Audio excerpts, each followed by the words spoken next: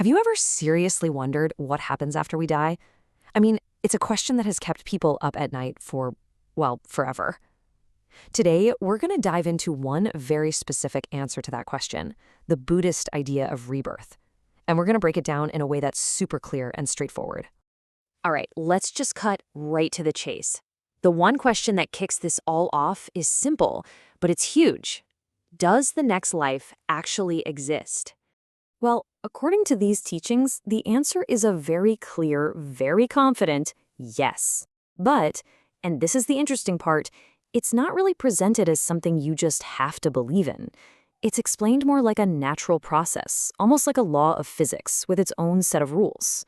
So let's unpack how this whole thing is supposed to work. To really get a handle on the idea of a next life, we've kind of got to rethink what we mean by death. In this view, death isn't the end of the story. Think of it more like a chapter break, a transition from one state to the next. The Buddha explained that every physical life, eventually runs its course. The body, this vehicle we're in, just stops functioning. We all call that dying.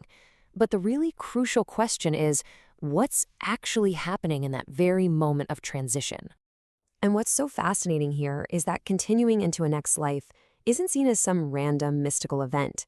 It's described as a totally conditional process. It's kind of like a chemical reaction, right?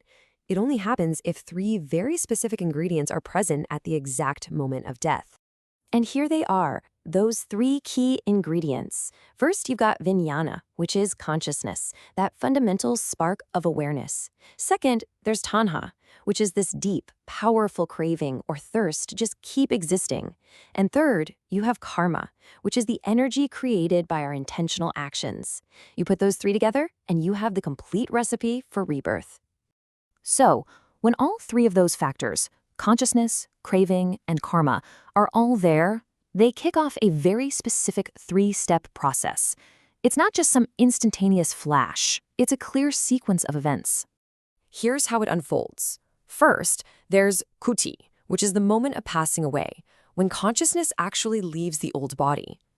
Then, right after that, is patisandhi. This is a super critical step where that stream of consciousness relinks or connects to a new potential existence. And finally, you get apeti, which is the actual arising or birth into that new form. And this right here is the absolute key. The whole process is conditional. Rebirth is not a guarantee.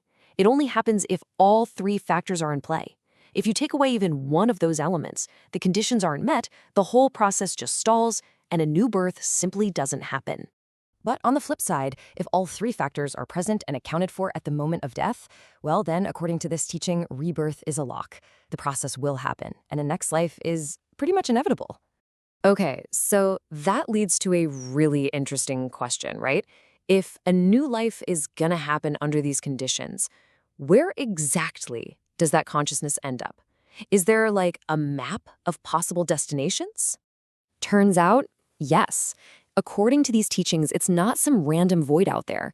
There's this whole cosmology of 31 distinct planes of existence, or realms, where a being can be reborn.